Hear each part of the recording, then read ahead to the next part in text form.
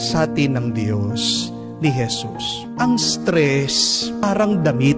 Pag yan, sinusuot mo at masikip na sa iyo, hindi na bagay, kailangan mo na yang alisin at iwan. Amen? So, number 1, para po hindi tayo ma-stress, isipin mo kung sino ka ba talaga. Hindi ikaw ang stress. Hindi ikaw ang problemang yan. Hindi ikaw ang mabigat at mahirap na karanasan. Sino ka ba talaga? Anong sabi ng Diyos? You are loved. You are special to me. You are blessed. Kaya nga, sa susunod na may karanasan ka ng stress, ulit-ulitin mo kung ano ang tingin ng Diyos sa'yo. Sabihin mo sa sarili mo, pinagpala ako. Hindi ako pinapabayaan ng Diyos. Mahal ako ng Diyos.